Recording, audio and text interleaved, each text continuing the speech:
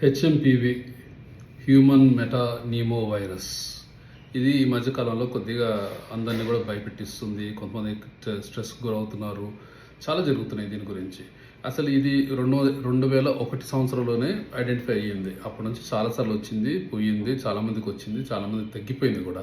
ఎప్పుడు పెద్ద ప్రాబ్లం చేసిన వైరస్ కాదు ఇది.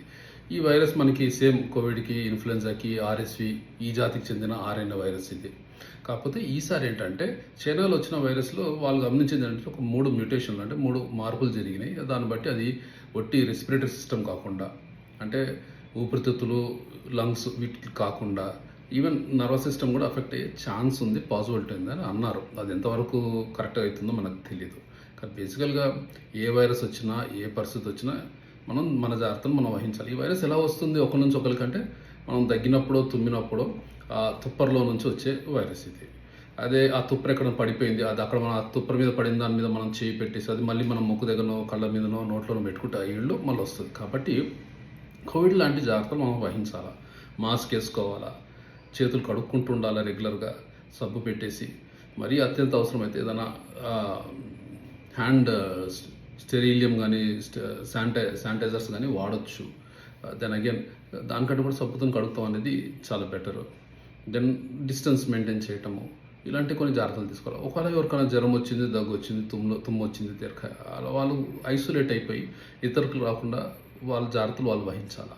అలాంటప్పుడు మనం ఈ వైరస్ ట్రాన్స్మిషన్ మనం హరికట్టగలము, మనందరం కూడా జాగ్రత్త ఉండగలము. ఎందుకంటే ఆలోచించండి, మళ్ళీ ఒకసారి సివియారిటీ పెరిగింది అనుకోండి, చాలా కష్టం అవుతుంది. And as of today mortality అనేది పెద్ద ఏం లేదు. మోర్టాలిటీ అంటే ఈ వైరస్ వచ్చినాక చనిపోవటం అనేది చాలా తక్కువగా ఉంది. కాకపోతే అది న్యూరలాజికల్ సిమ్టమ్స్ ప్రొడ్యూస్ చేస్తుంది అని ఒక వార్త ఉంది. కాబట్టి మనం జాగ్రత్తగా ఉండాలి. ఎవరికి చాలా ఈజీగా వస్తుంది, ఇమ్యూనిటీ డౌన్ ఉన్న వాళ్ళకి వస్తుంది. ఎవరు వాళ్ళంటే చాలా చిన్నపిల్లలు కానీ, చాలా ఎల్డర్లీ పేషెంట్స్కి వస్తుంది. లేదా కోమార్బిడ్ కండిషన్స్, అంటే బాగా షుగర్ కంట్రోల్ లేని వాళ్ళకి, డయాబెటిక్ ఉన్న వాళ్ళకి, లేదా హైపోథైరాయిడ్ ఉన్న వాళ్ళకి, ఇలాంటి కొన్ని కోమార్బిడ్ కండిషన్స్కి ఉన్న వాళ్ళకి చాలా ఈజీగా ఎఫెక్ట్ అయ్యే ఛాన్స్ ఉంటుంది. సో ఇవన్నీ మనం దృష్టిలో పెట్టుకుని మన జాగ్రత్తలు మనం వహించి, మన డిస్టెన్స్ మెయింటైన్ చేసి, మాస్క్ వేసుకొని ఈ రకంగా మళ్ళీ మనం జాగ్రత్తగా ఉంటే మనకు వచ్చే ప్రాబిలిటీ చాలా తగ్గిపోతుంది. మనం దీన్ని దాటేస్తామని ఒక ధైర్యంతో నేను చెప్పగలుగుతున్నాను. సో లెట్ us ఆల్, ఎలాగైతే ఇప్పటిదాకా ఎన్నో వైరస్లు వచ్చాయి, ఎన్నిటినో దాటుకుని ముందుకు వచ్చాం దేవుని కృపను బట్టి, అలాగనే ఈ వైరస్ కూడా మనందరం కూడా జాగ్రత్తలు వహించి దాటుకుని ముందుకు వెళ్ళిపోతామని ఒక ధైర్యంతోనే నేను ఉన్నాను. అదే మీరు అందరూ కూడా జాగ్రత్తగా ఉండండి అని చెప్పడం కోసమే ఈ వీడియో చేస్తున్నాను. టేక్ కేర్ అండి, బాయ్.